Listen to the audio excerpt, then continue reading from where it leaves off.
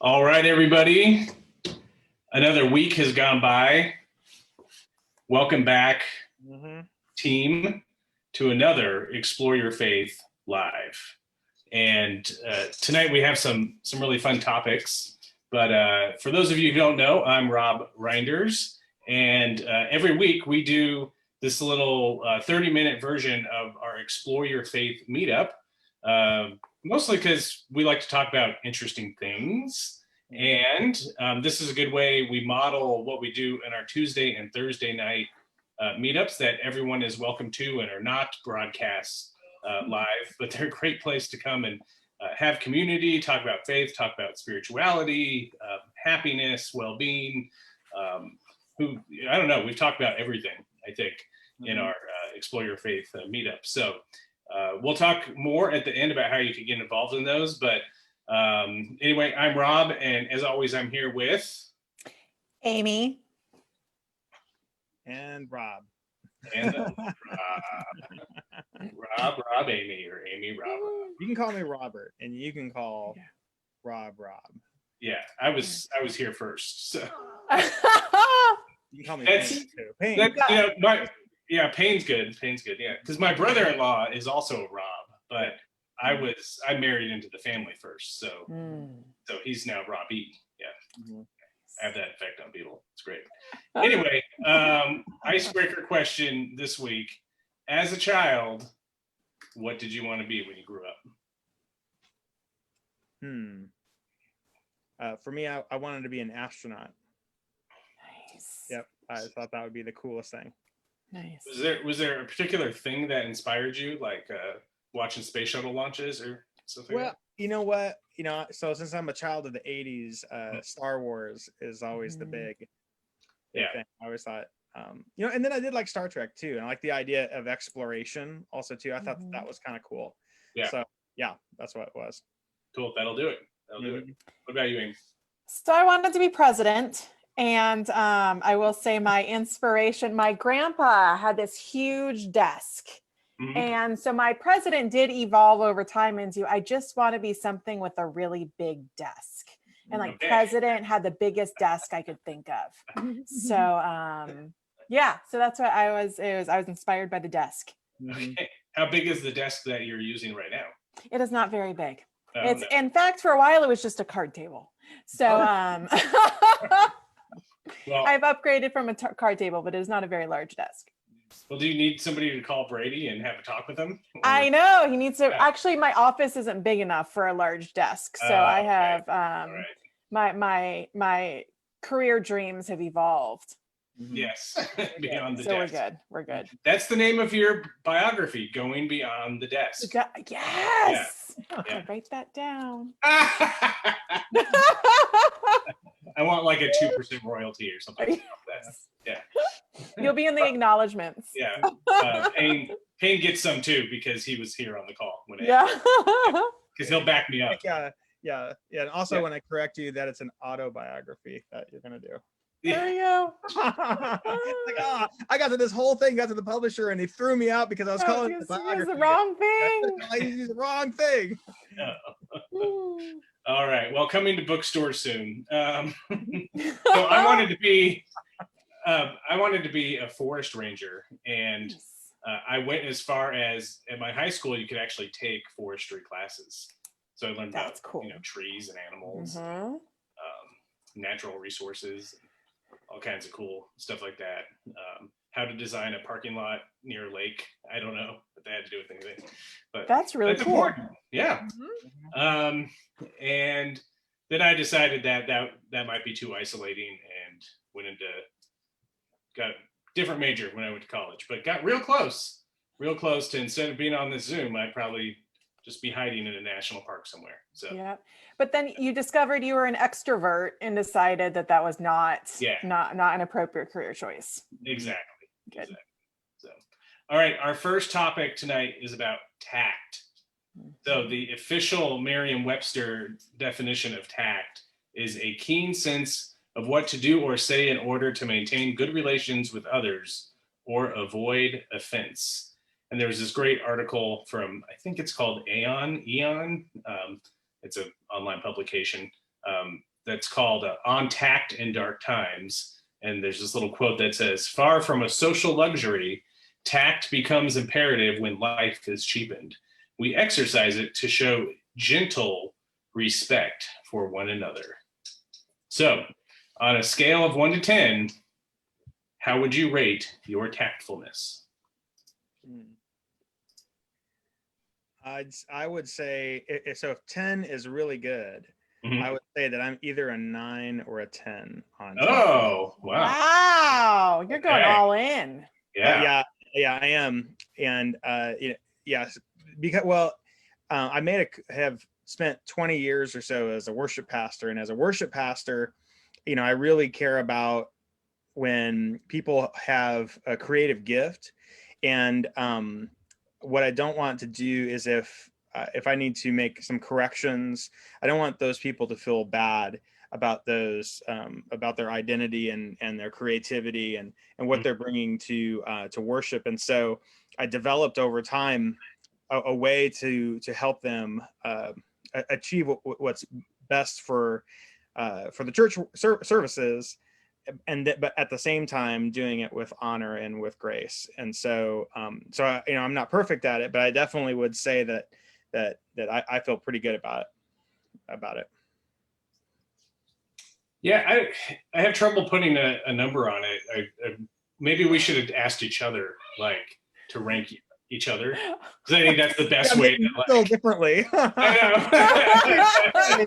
All right, Robert. Now that you've ranked yourself, now we're going to rank you. Way too honest with me. Yeah. Super blunt. I rate you a 1. All right, we'll average those together, and you're a 5. Congratulations. So, I think I would only say mine is pretty decent, but that's one around. Yeah, you try to be a good, polite person, and maybe let's talk in a minute about the difference between politeness and tactfulness, because I think the definition here in the article are trying to say tactfulness is more than being polite. But I avoid conflict too, and so I think tact is a way to sort of disarm people as well. And so my anxiety makes me tactful. But I've definitely had moments where just like it all went out the window. I was in a bad mood. I was upset about something or whatever, and all tact went out the window, and somebody got an earful. Mm-hmm. Yeah. All right. True confessions, Amy. Like I strive for tact, and I'll say like a 7, but that's also, I would also say that's, I like to think I'm higher than that, but I know women always downgrade themselves. So I'm going to go with a 7. Yeah. And I thought it was interesting. Just the article was super heady. Like it was a little like, what to your point, like what is politeness? What is tact? What is this a concept of honoring distance and stuff between people, like trying to close the distance. And I guess I do strive to acknowledge in interactions that like we are equals. Like and to level the like we are equals. And my I think tact is necessary in like trying to create a sense of equality. And so I guess I strive to do that. And I know I fail at times, that sometimes I'm like, well, my opinion is more important than yours, so I'm going to win. Or but I would say I try to. It's super interesting just thought around kind of equality. And then I will add in that it's interesting, the phrase "I'm sorry" is an interesting leveling field that people sometimes use to create equality in a conversation. So, it's interesting trying to notice what people do to be tactful, and the tools around it. Yeah. Mm-hmm. Those great observations. Well, go ahead, Rob. Nope. You go ahead. Yeah, all I was going to say is just kind of add on to what you were saying, Amy, is that people also, in the place of I'm sorry, use conversation qualifiers. Like I know I don't want this to sound bad, but I'm going to say this anyway. So they will kind of try to level the playing field, and I'm definitely guilty of that without just speaking straight. Yeah. I don't mean to be a jerk, but I mean to be a jerk, but it's like sorry, not sorry type. Yeah. Right. Mm-hmm. I don't mean to call you a moron, but forgive me if that's how this comes across. So this is one of Robert's favorite lines that I think I've ever written in a discussion guide. When we argue or judge someone we disagree with, do we see them as a set of beliefs they hold, or do we see them as a unique individual made up of complex experiences that are different from our own? I think in general in society right now, we just see people totally by their beliefs or their positions or their Facebook status. I think we're having a hard time seeing past that. Yeah. Mm-hmm. You know what I try to teach my kids when they're frustrated with somebody or something's going on. I'm just like, be careful about making generalizations or conclusions about the person. Speak about their actions. Mm-hmm. You don't like the thing they do, or you don't like their whatever they do. It's not that they are annoying. The thing they're doing is annoying, or stuff. So I try to separate the actions from the person, and I think that kind of ties into it as well, because it's very easy to generalize an entire person into a one-word descriptor. And people are more complicated than that. So that's what I try to create some distance between the actions and a quality. Yeah. Mm-hmm. Yeah, I tend to have I have some gut reactions. I think when I see someone or hear someone that has what I consider to be an extreme view or opinion, as my immediate gut check is that person is a set of beliefs, and only that's like that person's in this camp. But if there's somebody who may not have an extreme view kind of on anything, then I think I find initially easier it's easy to view them as someone with unique experience. And we can dive deeper in conversation here. Even though that person may have extreme views too, they just aren't being maybe a squeaky wheel or being very apparent on that opinion, I guess. Yeah, and I think we tend to think of every discussion or controversial argument or whatever is about okay, we're going to show up and this other person's going to be my opponent and it's going to be debate club. Right? But that's not usually how relationships begin. You get to know somebody on a much more human level, and before you even find out their political beliefs. Although these days people I think are a little more quick to be like, hey, how about that political thing I agree to disagree with? You're like, oh yeah, how about football? Football's cool. Oh, that's political too. Okay, never mind. I'm leaving now. But I mean, my point is, I think when we begin a relationship with someone based on hey, how are you? What, you're my neighbor. How's the weather today? Do you have kids? Do you have grandkids? That kind of thing. I like the way you painted your house. That kind of stuff.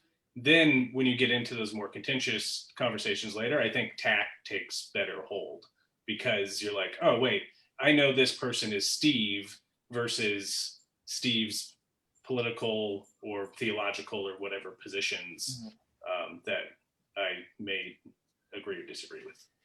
I don't know. Somebody fight me, tell me I'm wrong, but do it tactfully. Right. Right. Okay, did we beat that one to death? I think we did. Yeah, I think we got on that one. He's like, please Like- move on. Yeah. Like, I'm good on that one. I'm trying to say it tactfully, but yeah. I know. Rob, you are a drag. All right. How to be a stoic. So we're continuing this kind of stoic conversation. You know, I was trying to find a good like stoic Jesus proof text on this one. I don't know if I did it. So maybe for this part of the discussion, you guys can let me know. The text is, so do not worry about tomorrow, for tomorrow will bring worries of its own. Today's trouble is enough for today. And that's from Matthew 6:34.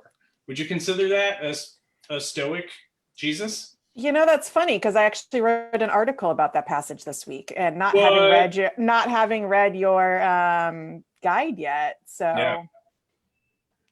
I'll go with it. Yeah. Okay. Sure. Yeah. I mean, it's about the whole stoicism's kind of like the, hey, let's just deal with the situation that's in front of us. Let's not be emotional about it. Let's just kind of All right, cool. Then that works. So this article is from the New Yorker, and it says a Stoic philosopher once said, "You will dislocate your wrist, sprain your ankle, swallow quantities of sand, and you will suffer losses and humiliations. And yet, for you, every setback is an advantage, an opportunity for learning and glory. When a difficulty comes your way, you should feel proud and excited like a wrestler whom God, like a trainer, has paired with a tough young buck. In other words, think of every unreasonable a-hole you have to deal with as part of God's attempt to turn you into Olympic class material. This is a very powerful trick." There's so much absurdity. That is an absurd passage. I know. Tell us why it's absurd, Amy. So the thing that I struggled with in that is my personal understanding of, like, it goes back to the why bad things happen question. And I think while we can learn and grow in trials and breaking your elbows or whatever, your ankle, or dealing with a-holes or whatever he suggests, right. I also think that can get into a place I'm less comfortable with, that God is giving you these things to challenge you, Right, and is giving you bad things. And that's not my understanding of how the world works. No. And so I think that starts walking a delicate line of, you can grow and learn from challenge, and it can build resilience. We talked about resilience before, and like, you can become resilient and you learn from bad situations and stuff, but I don't think that they are given to you in order for you to learn. Right. Yeah, I agree, and I don't want to repeat myself because I don't know if I talked about this last time, but like, I found stoicism to be really helpful in like a leadership and personal growth context of like, oh, there are lessons to be learned here. Let's unpack that. Let's not let this painful moment sort of just be a painful moment. And, is there an opportunity to glean something from this? Or whatever. But yeah, when it comes to the larger questions of like, oh, wow, my best friend died. I wonder what God's trying to teach me there. Like, Right. Yeah. that cancer's awful. That's what I've learned here, Right. and I don't want other people I love to have cancer. That's so let's go donate some money to scientists to stop cancer. I think God would want that. Yeah. Yeah, I kind of, when I read this passage, I think of like the Stoic is talking about grit, and that notion of just really pushing through and accepting the challenge and to get over. And I akin it to this quote that I had read from Thomas Edison. And Thomas Edison, is talking about inventing the light bulb, and he says, "Oh, I failed 1,000 times." And I could look at like I failed all of those times, but all I did was learn 1,000 ways to not make a light bulb. Mm-hmm. And so to me, that's more of a stoic idea. And where I look at the passage of what Jesus is saying is talking about worry for tomorrow. And I think that's totally applicable today, because what you can do is do this great thing that's called future tripping. And so I think that future tripping is kind of like going, I'm so freaked out about what's going to happen with COVID. I'm so freaked out about what's going to happen tomorrow because I got this presentation, what's going to happen with my job, all of these things. And you can start to obsess. And so when I read the passage from the Gospel of Matthew, that's really what I'm thinking, is Jesus basically saying, guys, don't future trip. You got to worry about right now. And I really like that concept of like equating the stoicism to grit, because I also, one of the things that I hear in stoicism is like a lack of emotion, and emotion's not bad.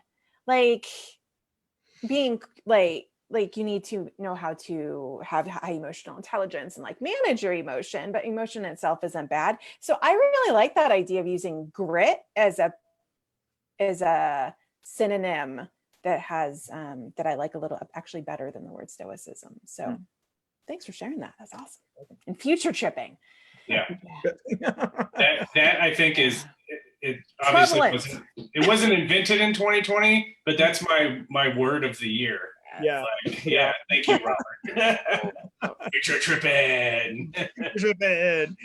Oh, true. But it's so good to use with people and especially organizations of like, oh, since I can't be at my imagined place I want to be, or I'm so worried about, what may or may not happen 6 months from now, I'm frozen in the moment, So, anyway, that's a topic, I think, for another Explore Your Faith Live. Yes. All right, let's get a little more contemplative here. Ooh.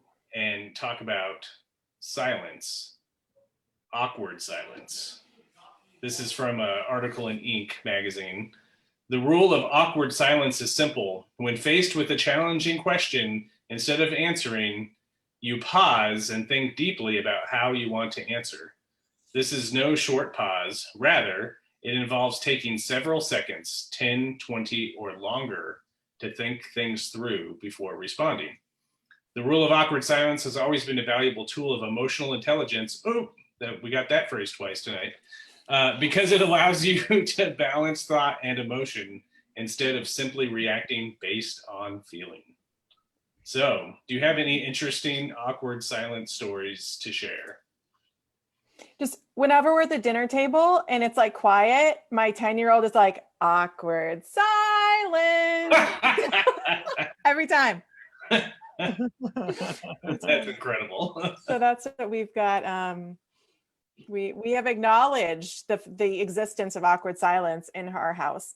But also, I guess maybe this goes back to introvert and extrovert. I don't mind silence so much.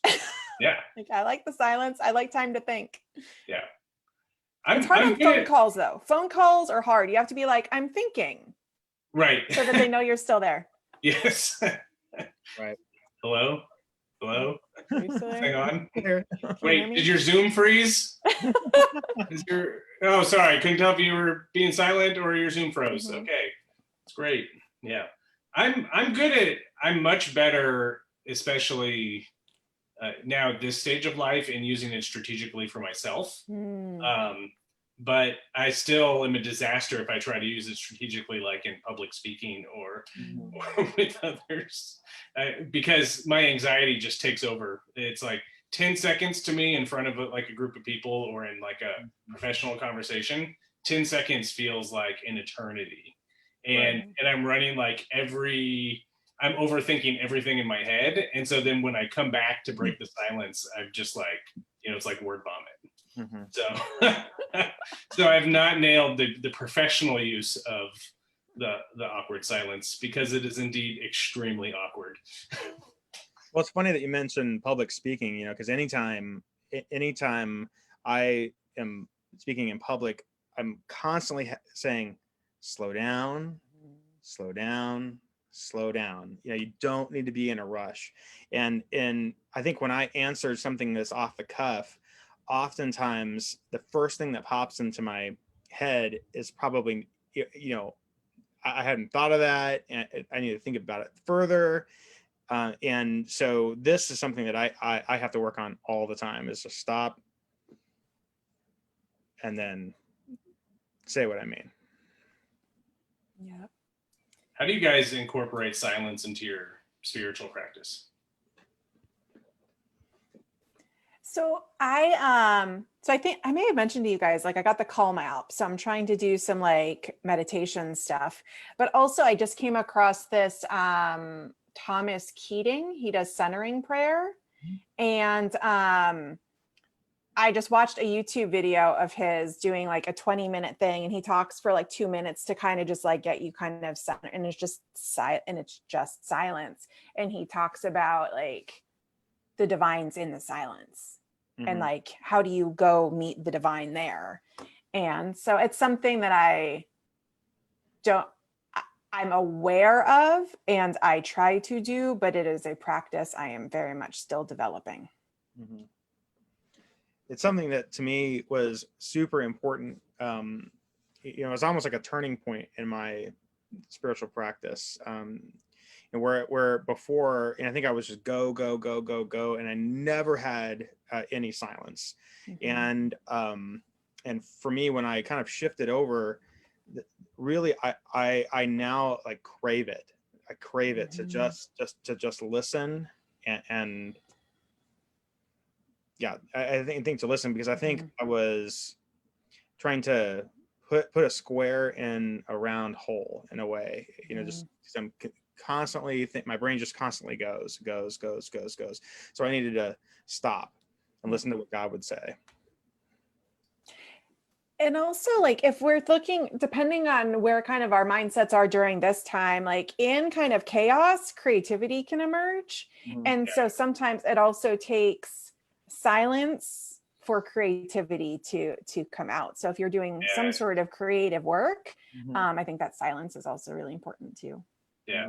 Do you guys have, I was going to share something else, but you just made me think of when you guys go on vacation, do you find like by the end of vacation, if you were sort of like stuck on ideas or feeling, like the creativity's not coming, but by the end of that time, you're like, oh my God, I have all these ideas now. Like, and I have to bring a notebook with me because, you're like fighting, okay, don't work. But because you had that rest, that relaxation time, all of a sudden stuff starts to bubble up again.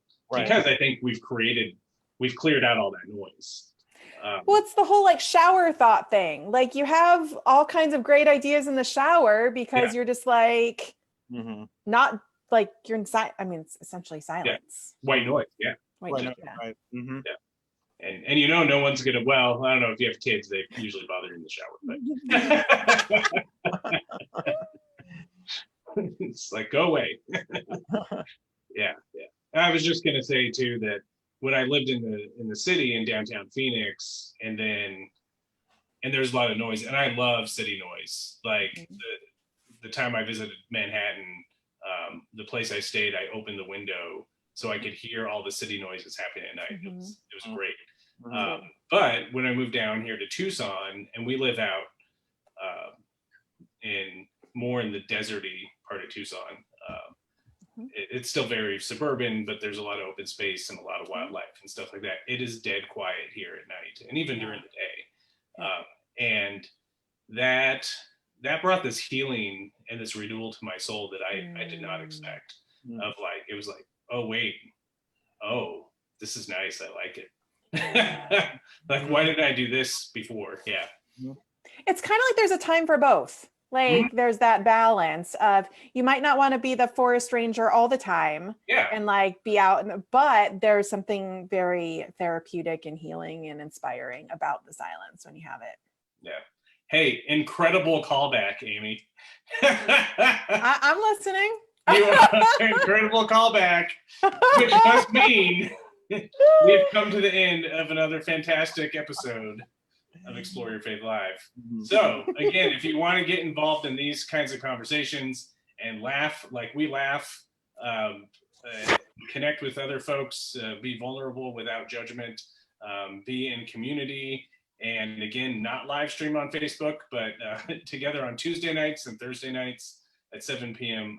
Pacific. Tomorrow's Thursday night. We'd love to have you join us. I'll drop a link in the comments on how you can sign up, or you can hit any one of us up for if you have questions about what to do. If you just want to laugh at us every Wednesday night, 6 p.m. Pacific, you can keep doing that too. And you can also check out our podcast. And to wrap us up, Robert will just share a couple ways you can support us if those aren't your things. Yeah, for sure. Yeah, and if you're looking for some more information, go to socialthread.org and you can click get involved and take a look at all of the opportunities. Also, too, if you're looking at this saying, hey, I really want to, maybe a meetup is not for me, but I want to support what's going on. Social Thread is a nonprofit. So you can get involved that way, make a tax-deductible donation at socialthread.org/support. And that would be awesome. Yeah, well, thanks everyone again for watching, and we hope to connect with you in some way out there in the world. Take care, everybody. All right. Bye. Have a good week. Bye.